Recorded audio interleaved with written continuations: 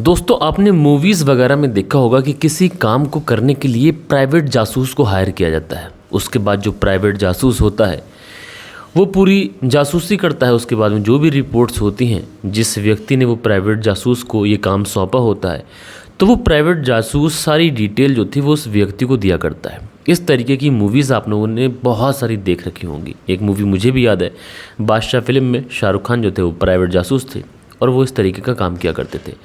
लेकिन दोस्तों आज की जो कहानी मैं आप लोगों को सुनाऊंगा, इस कहानी के अंदर अवैध संबंधों की जानकारी लेने के लिए एक प्राइवेट जासूस को हायर किया जाता है। और जो प्राइवेट जासूस था, जब इस बारे में पूरी छानबीन करता है तो एक दिन ऐसा होता है कि जो प्राइवेट जासूस होता है वही अचानक से कहीं गायब हो जाता है।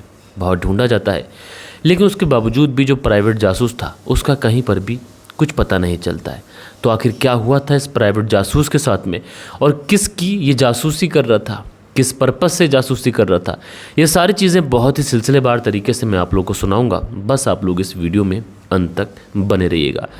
दोस्तों आज मैं कहीं ज़रूरी काम से गया हुआ था। वीडियो 8 बजे आती है, तो 8 बजे ही मैं लौट के आया, तो वीडियो शूट करना पॉसिबल नहीं था। इसलिए मैंने आप लोग को एक पोस्ट करके बताया भी कि आज का जो वीडियो होगा वो लेट हो जाएगा, और जो हमारा पुराना टाइम है 10 बजे, आज 10 बजे डाल देंगे, तो आज 10 बजे देख लेना। तो खैर इस सब के लिए मैं आप लोगों से माफ़ी चाहता हूँ, लेकिन कल से फिर से आप लोगों को जो कहानी का सिलसिला है वो रात 8 बजे से ही सुनने को मिला करेगा। बहरहाल दोस्तों रात के 10 बज चुके हैं। मैं हूँ आप सभी का अपना शाविज़ मलिक और हाज़िर हूँ आप लोग के सामने फिर से एक क्राइम की कहानी को लेके, एक क्राइम की घटना को लेके। और आज की जो घटना मैं आप लोग को सुनाने जा रहा हूँ, ये घटना है उत्तर प्रदेश की। उत्तर प्रदेश में एक जाना माना शहर जिसको हम लोग कानपुर के नाम से भी जानते हैं, और इसी कानपुर के अंतर्गत एक थाना आता है, कोहना थाना। और इसी कोहना थाना के अंतर्गत एक इलाका है, और इसी इलाके में 27 जुलाई साल 2021 को गांव के ही पास में एक व्यक्ति का शव मिलता है। अब जैसे ही ये शव गांव के कुछ लोग देखते हैं, सुबह सुबह आमतौर पे आप लोग देखते हैं कि लोग अपने घरों से बाहर जाते हैं। जब लोग घरों से बाहर जाते हैं तो देखते क्या है कि झाड़ियों के पीछे किसी व्यक्ति का शव पड़ा हुआ है। लोग जब उस शव के करीब पहुंचते हैं, तुरंत शव की शिनाख्त हो जाती है कि शव जो है ये तो किसी और का नहीं बल्कि गांव में ही रहने वाले एक नवीन का है। लिहाजा उसी समय जो लोग होते हैं तुरंत पुलिस को खबर कर देते हैं। पुलिस को जब खबर की जाती है कि गांव का ही रहने वाला एक व्यक्ति जिसका नाम नवीन है और उसका ही शव गांव के किनारे झाड़ियों में पड़ा हुआ मिला है, पुलिस तुरंत अपनी एक टीम को मौके वारदात पर भेजती है। मौके वारदात पर जो पुलिस की टीम पहुंचती है तो देखती क्या है कि जो खबर पुलिस को मिली थी वो 100% सच थी। एक व्यक्ति की हत्या हुई है और उसका जो शव है ये गांव के ही बाहर झाड़ियों में पड़ा हुआ है। पुलिस उस भीड़ को, जो लोगों की भीड़ वहां पर लगी थी, उसको चीरते हुए आगे बढ़ती है और उस शव को अपनी कस्टडी में लेती है। कस्टडी में लेने के बाद में चूंकि शव की अब पहचान हो चुकी थी तो सबसे पहले उसे पोस्टमार्टम के लिए भेज दिया जाता है। इधर शव को पोस्टमार्टम के लिए भेजा जाता है, इधर पुलिस जो थी उन लोगों से पूछताछ करती है जो लोग सबसे पहले इस डेड बॉडी के पास आए थे। लेकिन सारे के सारे लोग उसी तरीके से अपने बयान लिखवा देते हैं जिस तरीके से उन्होंने देखा था। पुलिस वाले पूछते हैं कि तुम जहाँ पर आए जब, तो क्या इस व्यक्ति की कुछ सांसें वगैरह चल रही थी या फिर नहीं चल रही थी। लेकिन वो लोग सिंपल से एक बात बताते हैं कि सर जब हम आए तो ये व्यक्ति मृत ही पड़ा हुआ था, इसलिए हमने सीधा पुलिस को खबर की और उसके बाद आप यहाँ पर हैं, आपने डेड बॉडी को पोस्टमार्टम के लिए भेजा है। पुलिस जो थी वो सारे ही लोगों के बयान लिखवाने के बाद में अब नवीन के घर वालों से पूछताछ करती है। नवीन के जो घर वाले थे उनका तो रो रो कर बुरा हाल हो रहा था। नवीन के घर वालों से पूछा जाता है क्या तुम्हारे बेटे की किसी से कोई दुश्मनी, हाल फिलहाल में किसी से कोई रंजिश रही हो, या फिर किसी से कोई पैसों का लेन देन, या कोई बहुत पुरानी रंजिश जो किसी ने बदला लेने के लिए या फिर इंतकाम की आग में जलकर नवीन की हत्या कर दी हो। लेकिन घर वाले बताते हैं कि साहब हमारा बेटा तो बहुत सीधा साधा बेटा था, उसकी ना किसी से कोई दुश्मनी थी, ना किसी से कोई रंजिश थी, ना तो कितने अमीर हम हैं कि हम पैसों का लेन देन के चलते हमारे बेटे की हत्या हो जाए।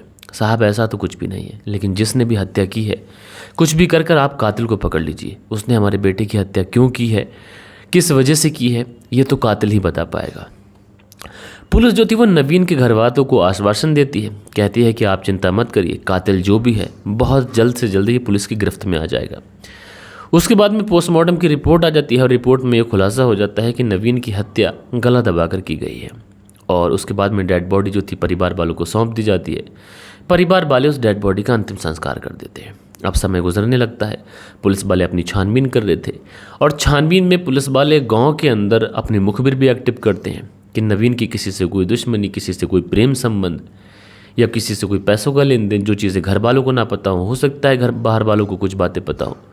लेकिन ये वाला एंगल पुलिस को बिल्कुल भी ऐसा लगता है कि इस एंगल में कुछ है ही नहीं, और ये सारे ही एंगल पुलिस के खाली जाते हैं। ना ही अवैध संबंधों की कोई बात आती है, ना प्रेम संबंधों की कोई बात आती है, ना ही कोई ऐसी रंजिश, ना ही कोई दुश्मनी, ना ही कोई पैसे को लेन देन। ये कोई भी चीज़ पुलिस के सामने नहीं आती है कि जिस एंगल से नवीन की हत्या की गई हो। अब पुलिस के सामने बड़ी मुश्किल थी कि आखिर पुलिस इस केस को कैसे सुलझाए। पुलिस के ऊपर लगातार दबाव भी बढ़ रहा था, और पुलिस के ऊपर इसलिए दबाव बढ़ रहा था क्योंकि अब इस पूरे मामले को कई दिन गुजर चुके थे, और चूंकि एक गांव का मामला था, कोई बड़े शहर का मामला नहीं था जो खुलने में दिन लगे। क्योंकि गांव के अंदर इस तरीके की चीज़ें हुई हैं तो ज़रूर जाहिर सी बात है या तो गांव के किसी ने व्यक्ति ने किया है, और गांव के अंदर पुलिस को ज़्यादा पूछताछ भी नहीं करनी पड़ती क्योंकि छोटा गाँव होता है, कम लोग होते हैं, और उनसे पुलिस को पता भी चल जाता है।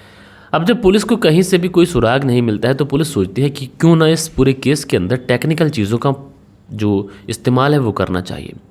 लिहाजा पुलिस अब सबसे पहले इस नवीन का मोबाइल नंबर जो होता है उसका CDR निकलवाती है, और जैसे ही CDR निकलवाती है तो पता चलता है कि लास्ट बार जो नवीन की बात हुई है वो एक व्यक्ति से हुई है, जिस व्यक्ति का नाम है भरत।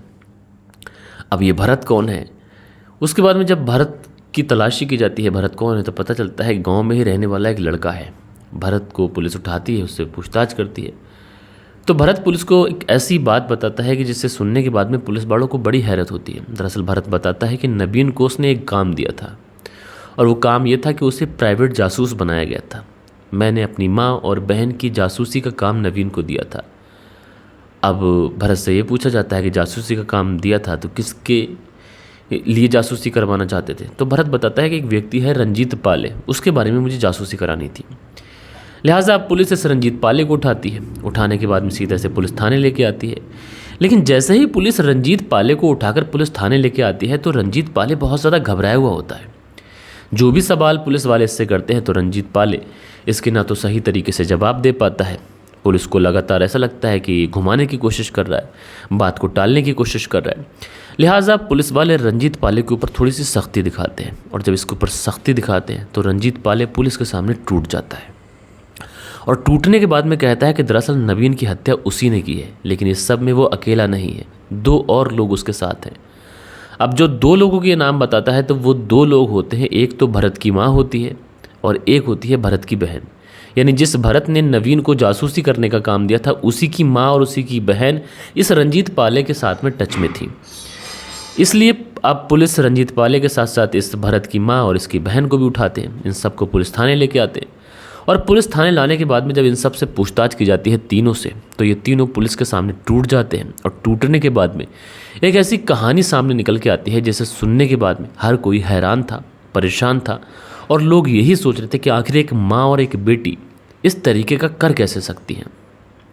दरअसल पुलिस की पूछताछ में जो चीज़ें सामने आती हैं वो चीज़ें कुछ इस प्रकार होती हैं कि जो भरत की माँ होती है उसके अवैध संबंध रंजीत पाले के साथ में बन जाते हैं।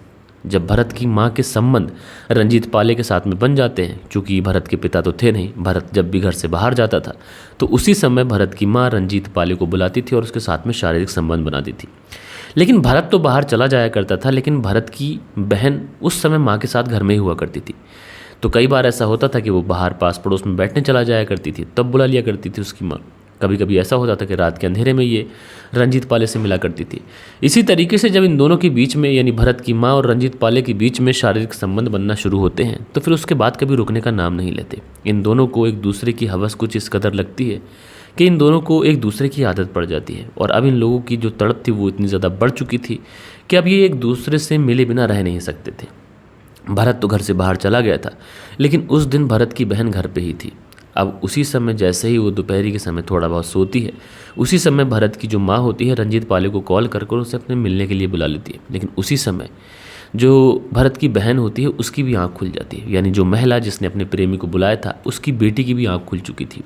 और जब उसने अपनी माँ को पड़ोस में ही रहने वाले रंजीत पाले नाम के व्यक्ति के साथ में शारीरिक संबंध बनाते हुए देखा तो वो भी वहाँ पर पहुँच गई। और उसके बाद में कायदे में तो इस बेटी को माँ के इन चीज़ों का विरोध करना चाहिए था और माँ को डर जाना चाहिए था कि उसकी बेटी ने उसको ये करते हुए देख लिया। लेकिन यहाँ पर जो बेटी होती है ये भी उन दोनों के साथ मिल जाती है, और अब दोनों माँ बेटी और एक रंजीत पाले, यानी अब दोनों माँ बेटी उसके साथ में एक साथ शारीरिक संबंध बनाया करती थी। आज जब एक साथ ये शारीरिक संबंध बनाने लगती हैं, दोनों को एक दूसरे की इस कदर लत थी। अब जो रंजीत पाले था उसके हाथ में 2 लड्डू थे, क्योंकि जब वो उस घर के अंदर जाता था तो पहले उसकी बेटी के साथ में शारीरिक संबंध बनाता था, फिर खुद माँ के साथ में शारीरिक संबंध बनाता था, और ये चीज़ें सालों तक चलती रहती हैं। और इस बारे में कहीं ना कहीं भरत को खबर लग जाती है। जब भरत को ये खबर लगती है कि उसकी माँ और उसकी बहन रंजीत पाले नाम के व्यक्ति के साथ में अवैध संबंधों में, तो उसे इन चीज़ों पर विश्वास नहीं होता है। इसीलिए वो ये काम नबीन को सौंपता है और नबीन से कहता है कि तुम इस पूरी बात की सच्चाई तक जाओ, इस बात की तह तक जाओ। अगर इस बात में कोई सच्चाई होगी तो वो आगे कोई कदम उठाएगा। और ये काम नवीन को सौंपा जाता है। नवीन बाकायदा इस पूरे मामले में छानबीन शुरू करता है। उसे पता भी चल जाता है कि एक ही व्यक्ति के साथ में दोनों ही माँ बेटी शारीरिक संबंध बनाती हैं, एक ही व्यक्ति के साथ में दोनों माँ बेटी अवैध रिश्तों में हैं। और इस बारे में जो भरत की माँ और बहन और जो रंजीत पाले था, इन तीनों को भी पता चल जाता है कि नवीन उनकी जासूसी कर रहा है। इसलिए ये नवीन से बात करते हैं और कहते हैं कि इस बारे में तुम भरत को कुछ मत बताना। नवीन कहता है कि नहीं, भरत ने मुझे काम दिया है और मैं तुम्हारी जो पोल पट्टी है ये भरत को ज़रूर बताऊंगा।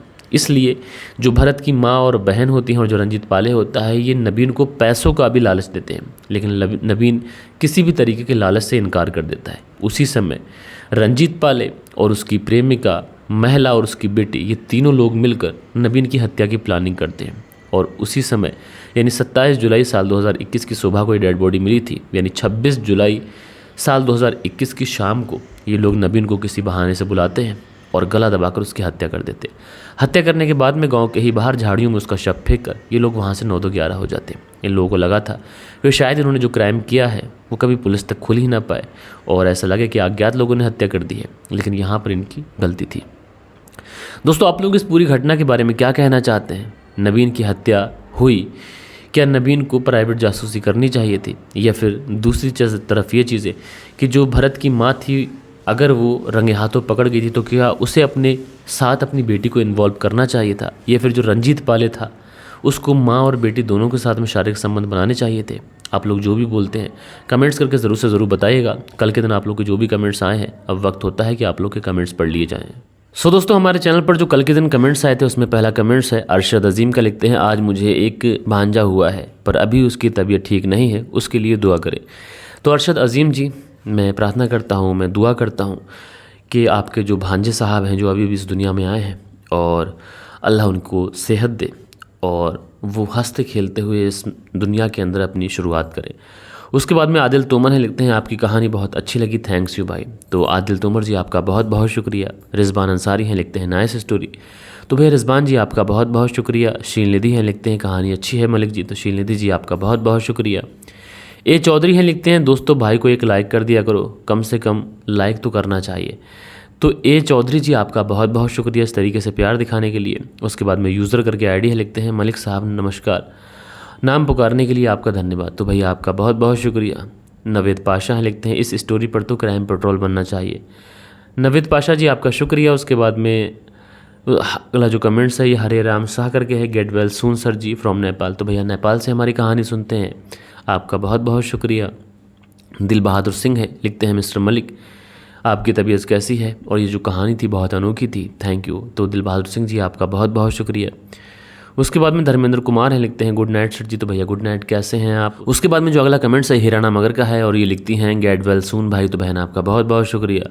सुरेंद्र शर्मा है, लिखते हैं, नमस्ते मलिक भाई साहब, नाइस स्टोरी। सुरेंद्र कुमार, श्री विजयनगर राजस्थान से। तो आपका बहुत बहुत शुक्रिया। शाहबुद्दीन है, अपना कमेंट्स करते हैं, भैया आपका बहुत बहुत शुक्रिया। बालेश्वर बिहारी हैं, लिखते हैं, मलिक साहब जी नमस्कार, कहानी कुछ अलग थी, लड़की की हिम्मत देखो, ससुराल से मायके तक पहुंच गई लेकिन गलत काम उसने नहीं छोड़े। तो बालेश्वर बिहारी जी, आपका बहुत बहुत शुक्रिया।